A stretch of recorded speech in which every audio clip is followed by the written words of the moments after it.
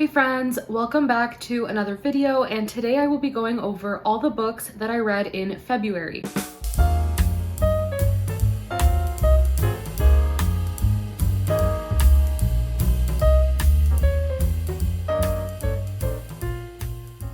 I was in a pretty big reading slump in January, and in February it was the complete opposite. I just wanted to read absolutely everything. And so I ended up reading 20 books. 4 of them were picture books, and a couple of them I had started in January and then finished in February. But there are a lot of books to talk about, so without further ado, let's just go ahead and get started.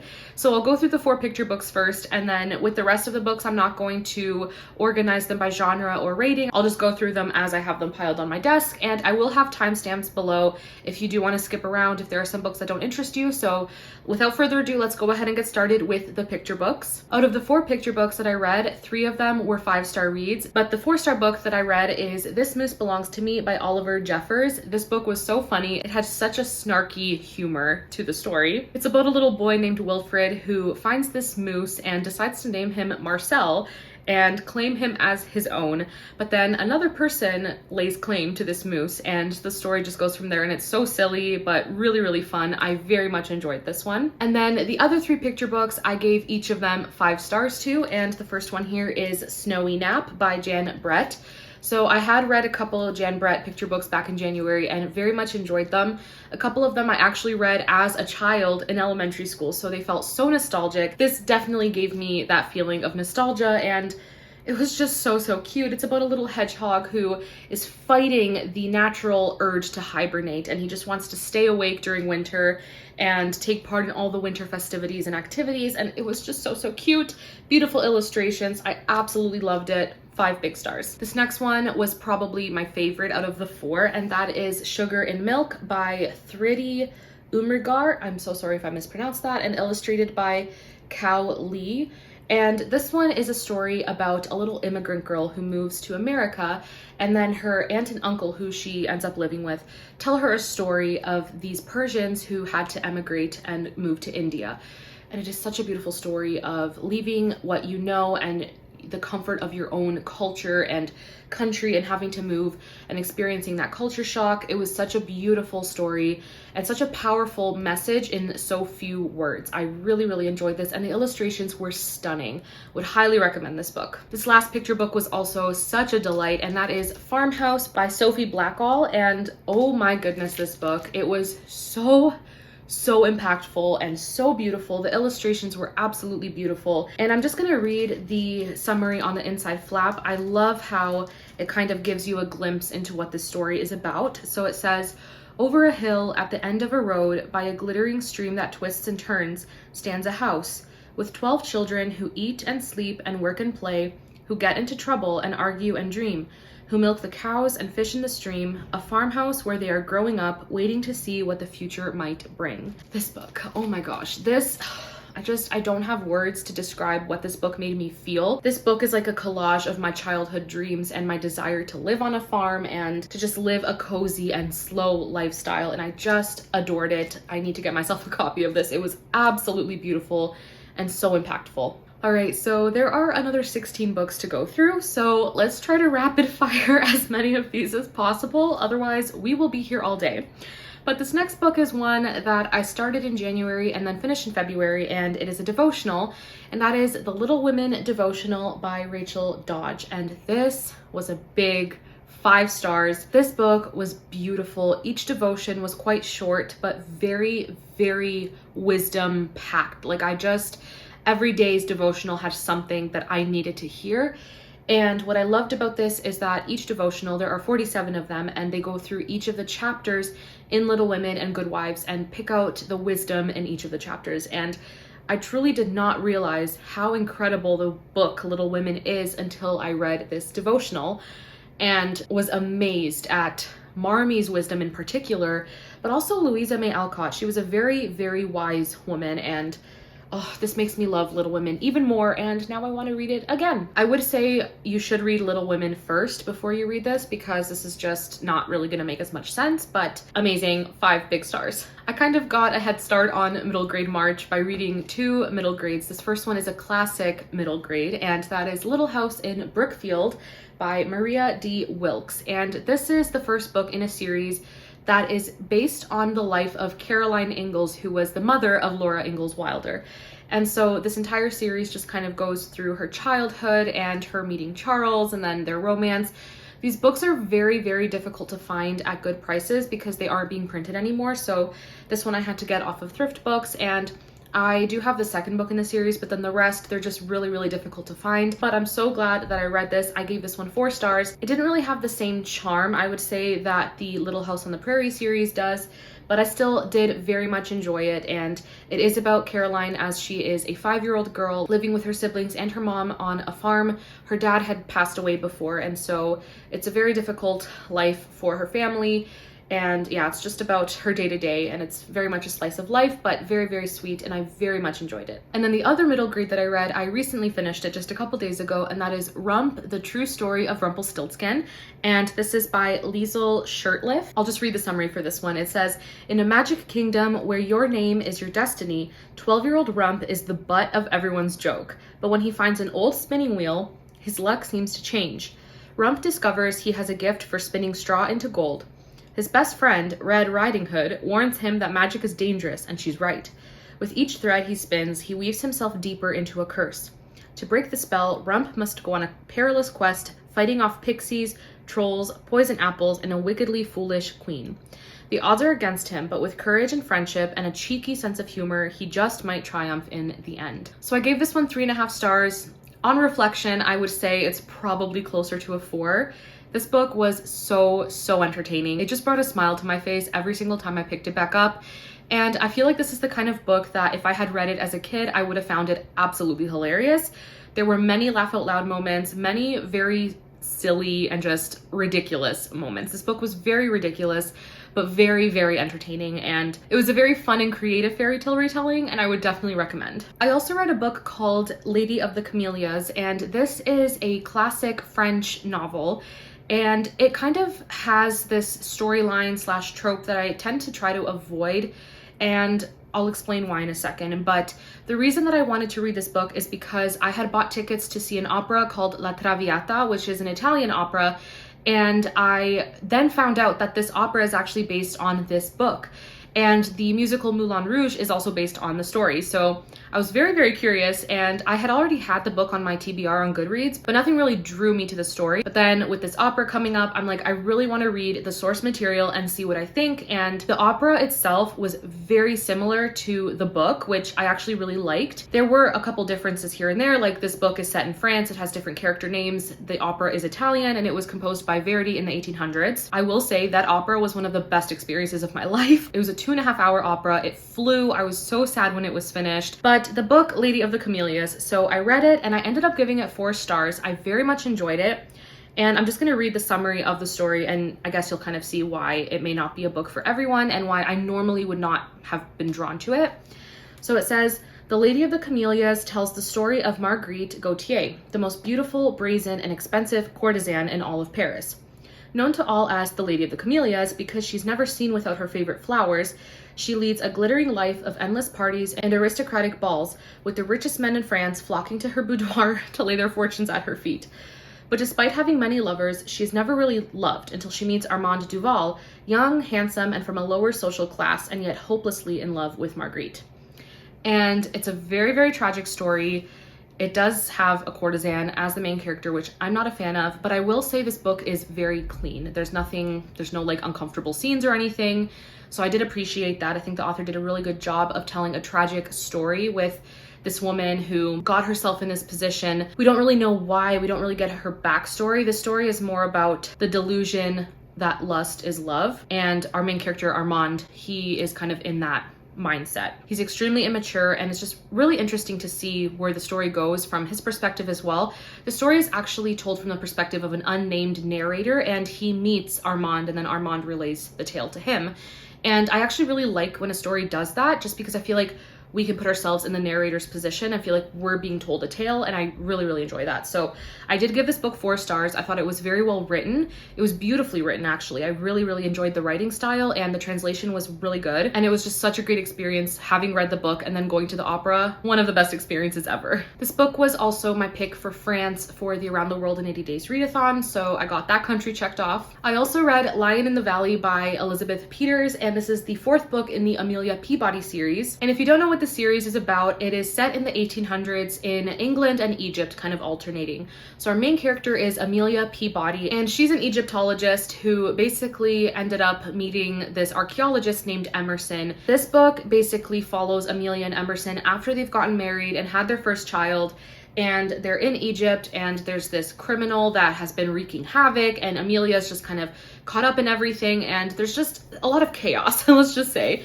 The series is really, really fun. As a series, I would give it like a 4 to 5 star, even though each of the books I've given either 3 or 3.5 stars.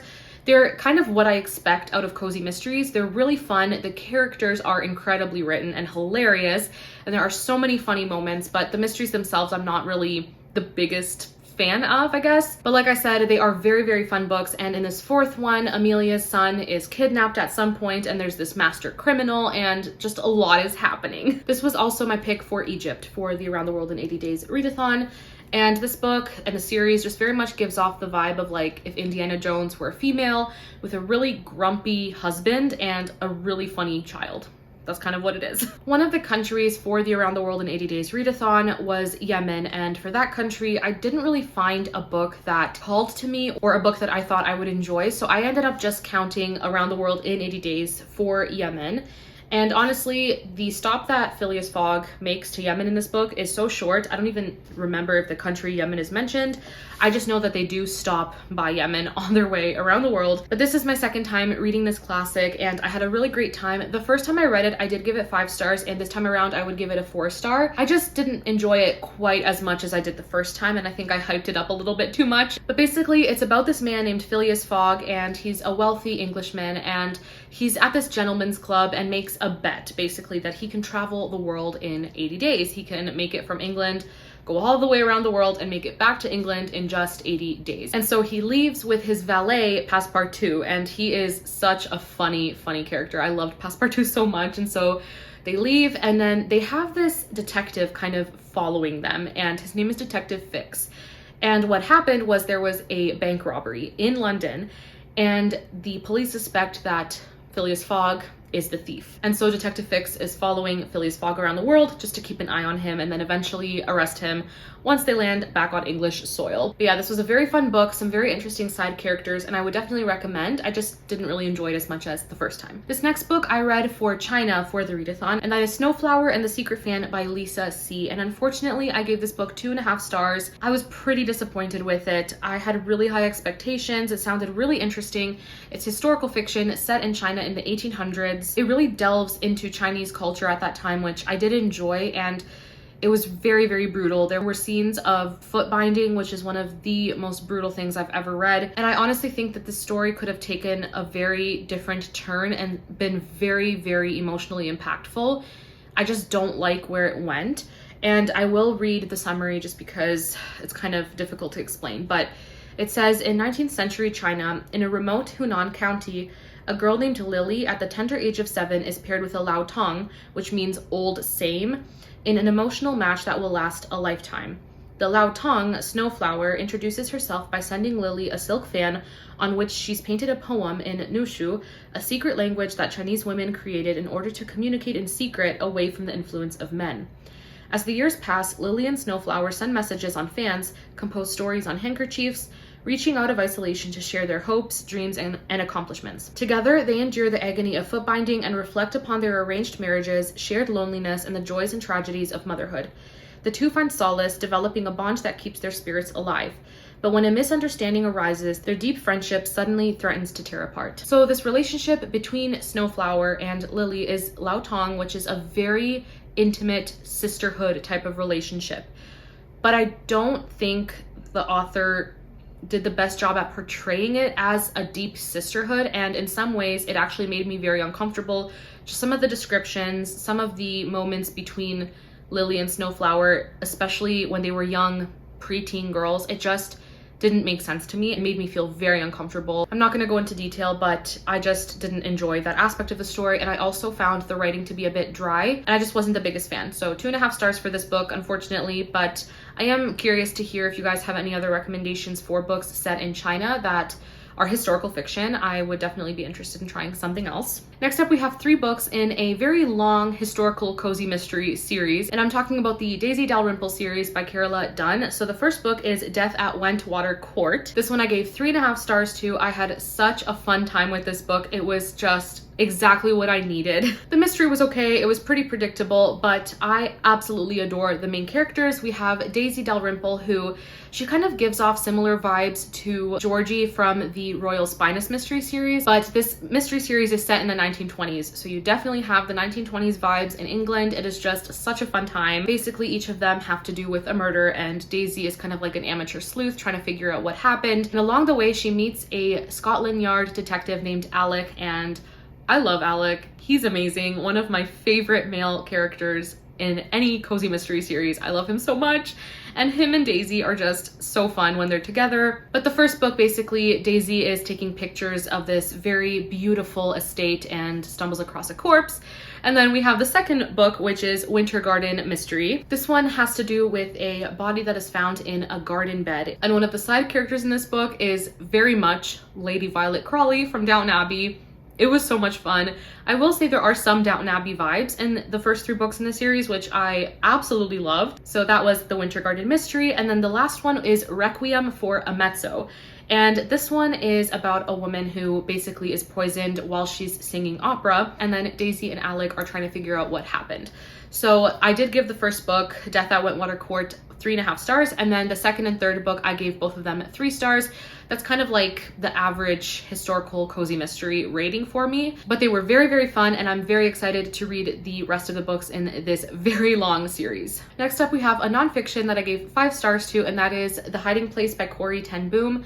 This was an incredible story about Corrie ten Boom and her family and their role in hiding Jews during World War II in their home in Holland, and then also her time with her sister in a concentration camp. And it was a very harrowing story, but so impactful, and I would highly, highly recommend this. It was just incredible. We also have The Moonstone by Wilkie Collins, and I initially gave this book 3.5 stars. I would definitely bump it up to a 4 stars, just looking back now. This was very, very fun. It's considered to be one of the first detective novels, and I love that. It was a very, very fun story. And rather than it being centered on a murder, this book is centered on the mystery of a theft of this very, very precious diamond that originated from India. It is gifted to a girl named Rachel on her 18th birthday, and basically her uncle initially had taken the diamond from India, and he just seemed to be a very sketchy kind of person, and then he bequeathed this diamond to Rachel. Basically, when he died, it was in his will. And so Rachel ends up with this diamond on her birthday, but then it goes missing again. And then we have a whole slew of characters trying to figure out what happened. And we have a few different perspectives in this book, all of which were very, very entertaining and very fun. And I found that I really liked the resolution of the story as well, and I guess the mystery coming together and everything. I really liked the ending. So yeah, overall, I would give this a 3.5 to 4 stars. I definitely enjoyed it.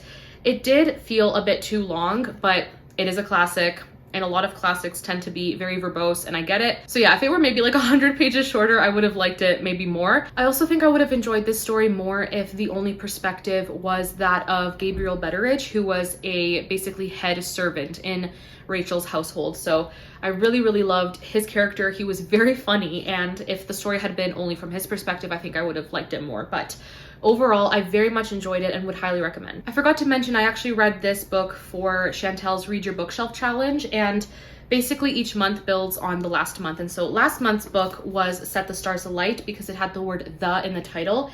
And then for February, you had to read a book that has a complementary color on the cover. So this one was kind of like a purplish blue, and I do have a little picture that I'll insert on the screen of the complementary color, the closest I could find to this like purplish blue. And I know I could have just simplified it and just picked like a very basic blue or a very basic purple, but I was just curious to see what color would be the complementary color of this odd shade of purplish blue. And I personally think that this covers close enough. It kind of has like that beige look to it. So I went with this book, and this was my February pick. And then for Oshina's Christian Romance Reading Challenge, the prompt for February was to read a new to you author.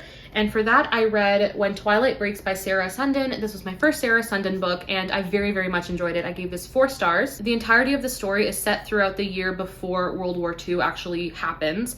So none of this book is set during the war, which I actually really enjoyed that aspect of it. So it felt like a new kind of look at the time before the war and what Germany would have been like during this time, as it is set in Munich. And we have an American foreign correspondent named Evelyn, and she has moved to Germany to basically write. And her goal is to basically excel in this world of news and journalism where it's very, very much male dominated. And she's trying to expose just how corrupt the Nazi government is, but she has to be very careful because she's living in Germany, and just with all the propaganda and everything, it was a very difficult task that she had. And then we have a German American man named Peter, and he is studying for his PhD. He's also teaching in Germany, and he's kind of in a place where he can see how Hitler's government kind of helped Germany recover from what happened in World War I and how they were basically in financial ruin as a country. He was very much under the impression that the Nazi Party was doing only good for its people, for the German population, and he has to experience a few things himself to realize that that may not be the case. And then one day, Evelyn and Peter's paths cross, and while they're fighting their own battles, they're very much learning just how dangerous the world has become for them. And the story goes from there. And like I said, I gave it 4 stars. I found it to be very, very enjoyable. My issue with a lot of Christian fiction is the writing is all kind of similar. The characters feel very similar. The romances feel very similar. And I'm speaking specifically about historical Christian romance. And I still prefer it over contemporary romance, very much so. But I just wish there was more originality. And that's why I love authors like Amanda Dykes, because she writes very original stories with very beautiful writing, and it's just like a breath of fresh air. So this book kind of felt familiar in that sense, but I did enjoy the storyline and where it went, so I did give this 4 stars. This next book is another 4-star book that is a historical mystery, and that is the first book in the Maisie Dobbs series.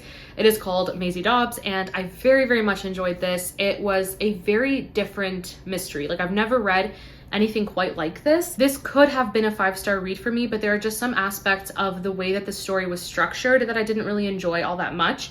So basically at the beginning of the book, we meet Maisie Dobbs. She's a private investigator, and she's hired to solve this case where this man thinks that his wife may be unfaithful to him.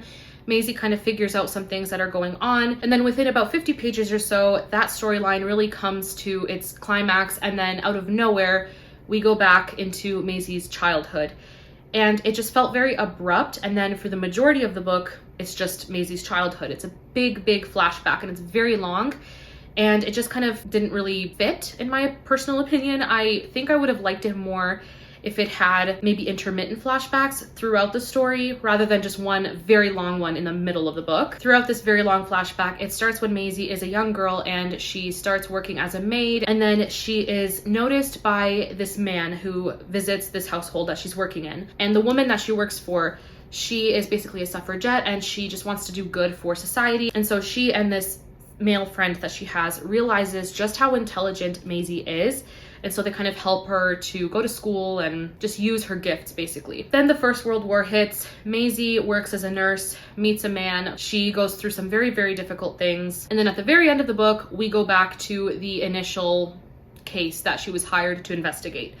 So it did kind of feel disjointed in that regard, but overall, I thought it was a very, very good story. I loved the writing, I loved the characters, and the very, very last chapter actually made me tear up. It packed such an emotional punch. So 4 stars, I very, very much enjoyed it, and I'm looking forward to the next books in the series. Next up, we have To Win Her Favour by Tamara Alexander. This is the second book in the Belmead Plantation series.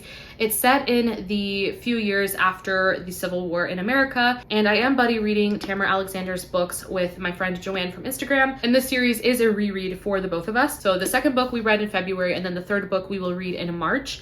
But we kind of had similar feelings about this second book. So the first book we both adored our reread of, and this one, it had certain things going for it. In particular for me, it has Marriage of Convenience and Enemies to Lovers, which I adore. Those are two tropes that I really enjoy, but there were just some aspects of the story that didn't sit very well with me. This really pushes my boundaries in terms of sexual content within Christian fiction, just for me personally.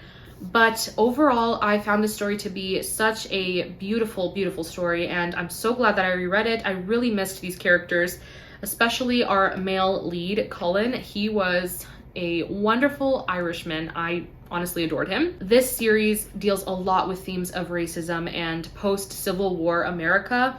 It was very harrowing. There were some very difficult scenes to read about. Our male lead, Cullen, actually left England to move to the States, and he has this secret that he's trying to just leave behind him. His wife and daughter actually passed away on their trip over to America, and he's still grieving. And then he meets our main character, Maggie, and basically he has to buy their farm.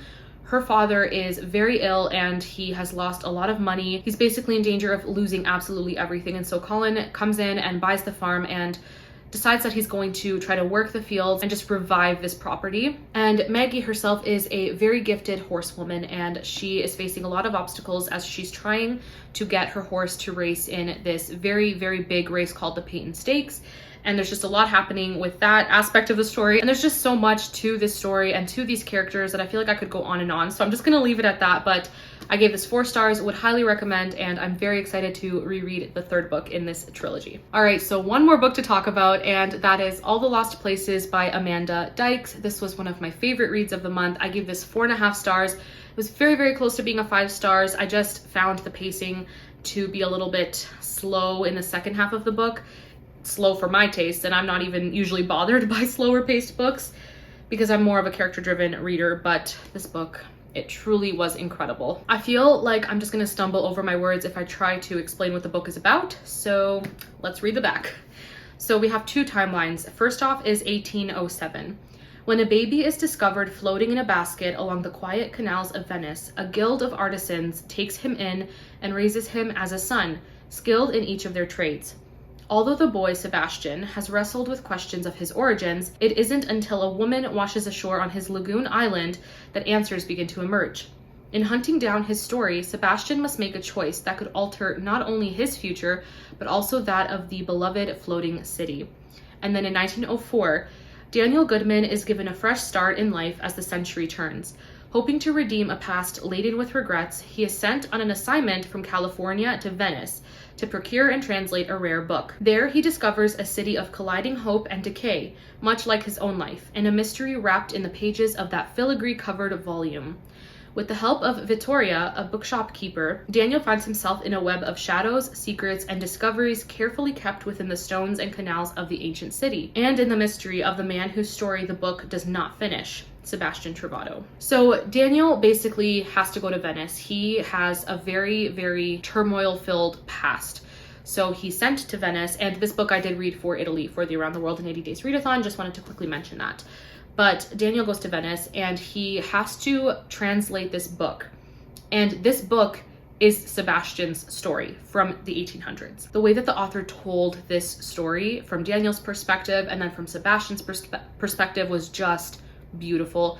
The side characters were amazing. I love that there's that trope of found family in the older timeline with Sebastian being raised by a group of artisans. I loved that. And then Daniel meets this woman named Victoria, like it said on the back, and she owns a bookshop and she has 2 pet owls, and there's just that element of this book is for book lovers. I loved it so much. Besides the slower pacing in the second half that knocked off half a star for me, this book was incredible. The writing was incredible. It was so poetic and so beautiful. This whole story is just so intricate, and it's so difficult to explain what it's really about because there's just so much that is packed into these few hundred pages. It's truly amazing. I would highly recommend this book. All right, everyone. So those are all the books that I read in February. I'm not going to keep you guys much longer. This video is already very long, but do let me know in the comments if you've read any of these books and what your thoughts were. And thank you all so much for watching. I will see you all in my next video. Bye.